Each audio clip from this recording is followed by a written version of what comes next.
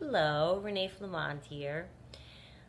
This topic is about privacy, and it's very vital that you keep a handle on yours as you are exiting the relationship with your narcissist. And let me explain to you what I mean. There's a lot of crossover that people have these days. There's computers, there's social media, people keep an eye on each other, friends you may have in common. You may talk to a friend, and innocently, that friend might bump into your narcissist. How is she? Boom.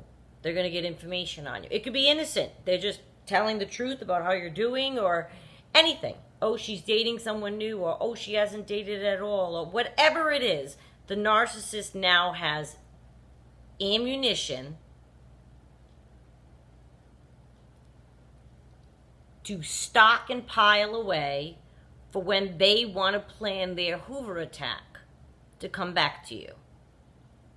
Oh, I hear you didn't see anybody, or I hear you. No. When I say stay on the down low, it's because that's what I'm talking about. I think after the narcissist, you do want to keep everything private in your life as much as you can. I'm not saying you can't reach out to a friend or unload some of the burden that you're carrying on to somebody. Of course you can, but choose that person wisely, and don't with somebody that also talks to the narcissist. Because you know that the narcissist is going to ask that person, well, what do I tell that person, Renee? They know we broke up. Come up with a 30-second elevator pitch, like I said. If you know it's somebody that will bump into the narcissist, works with the narcissist, will see your narcissist, whatever, then come up with you know what? I just don't really want to talk about it right now. Can we talk about something else? Let's watch a movie.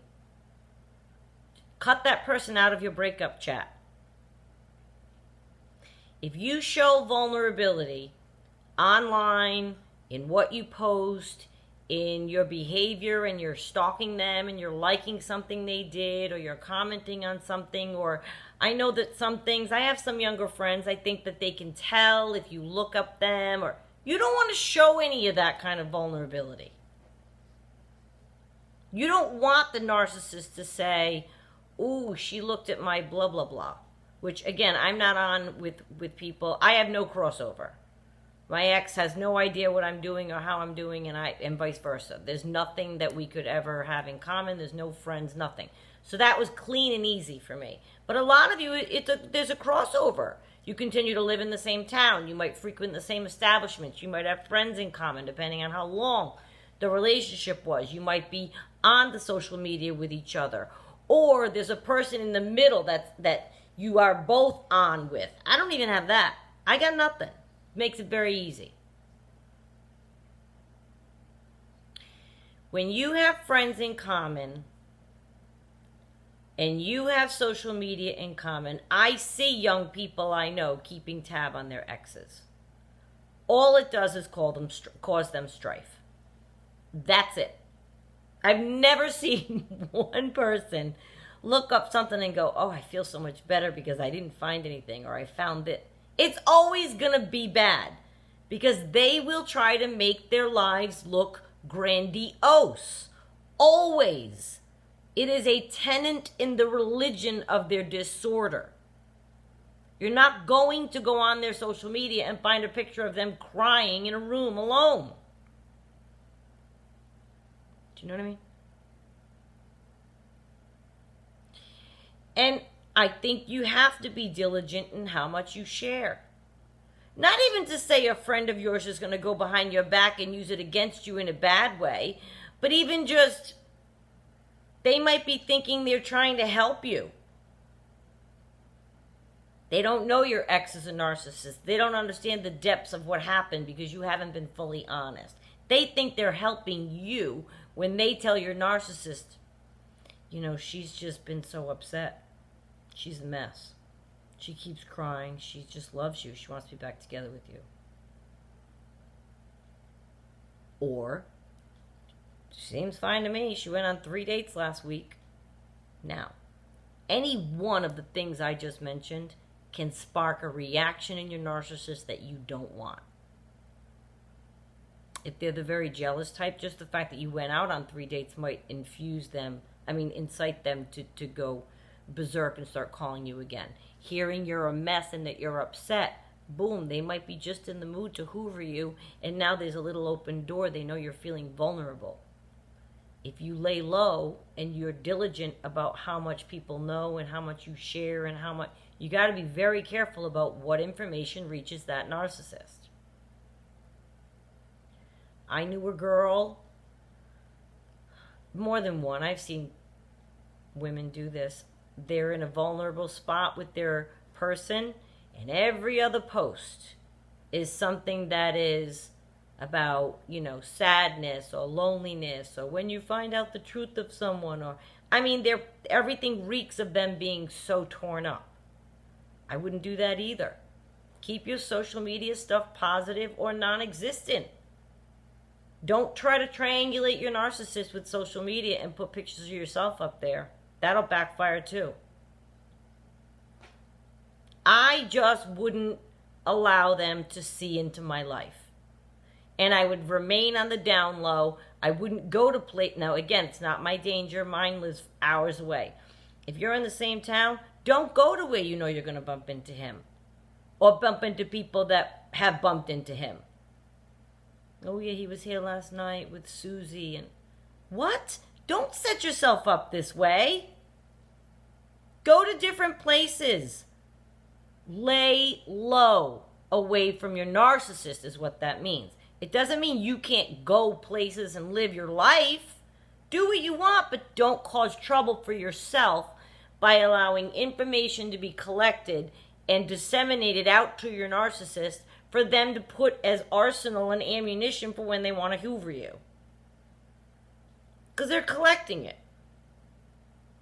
Right? It's all fuel for them.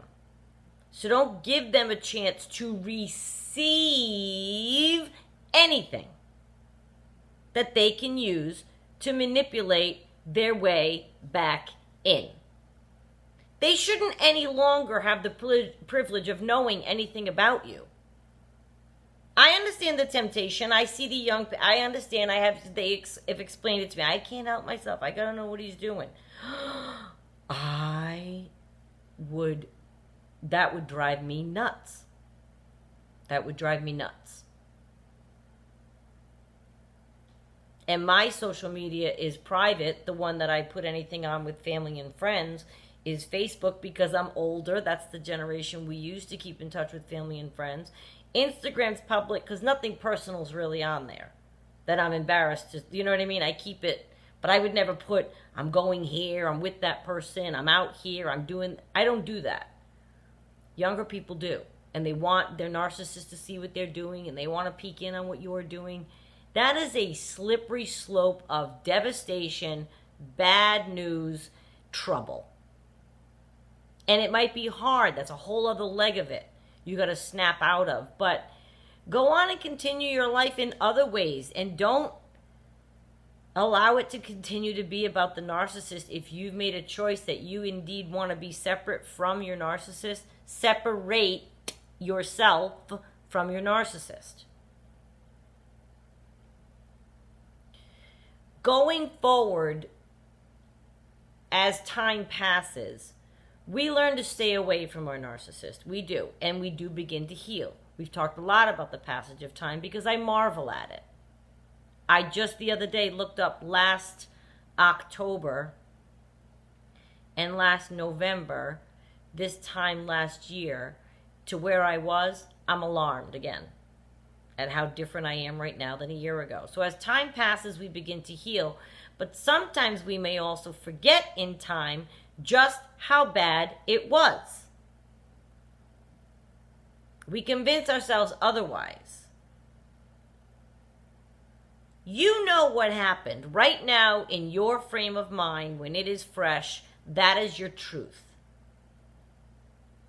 If they manage a Hoover correctly and land back in your company because of information they caught wind that you're upset, or you had another breakup, or you're crying over them, or you've been on 3 dates and they're going to interpret that as you can't find somebody and or they're jealous type, that's going to infuse them to come.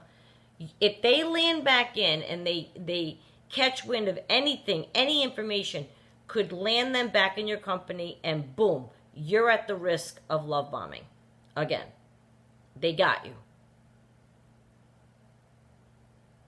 The more information they have, the more they can say on a message, write in a text, allude to when they're trying to ask you to see them one more time. Make reference to, oh, I hear you were upset about, I was just calling to check on you.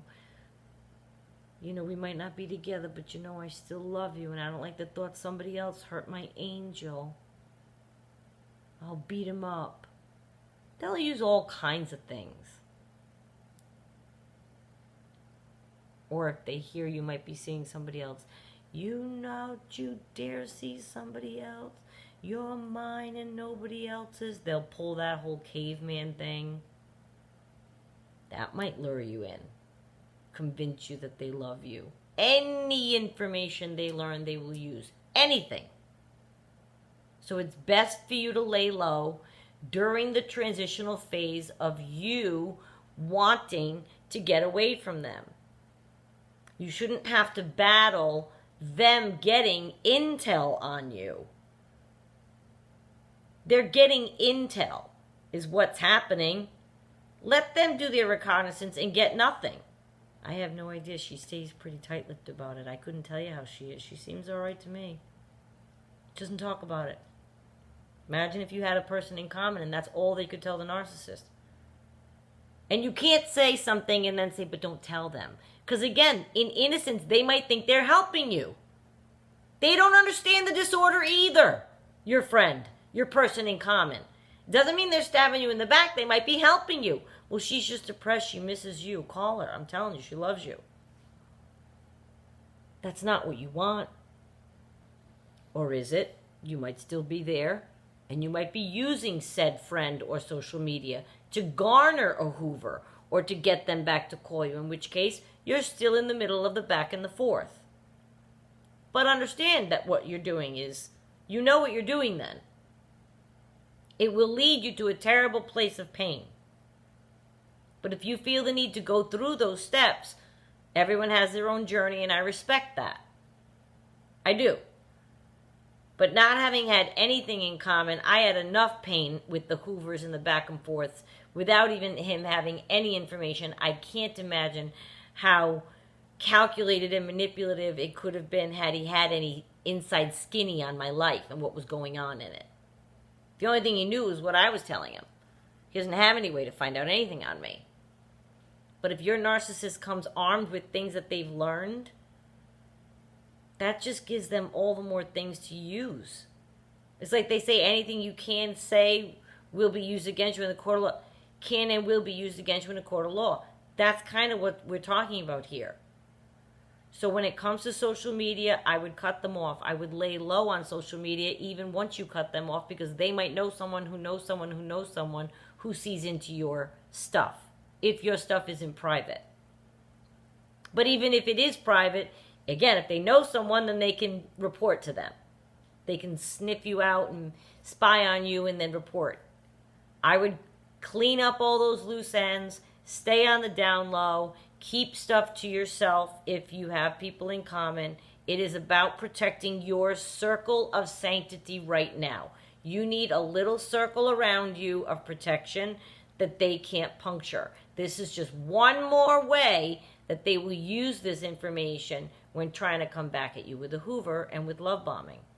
So keep an eye on that on your privacy level post-narcissist, please.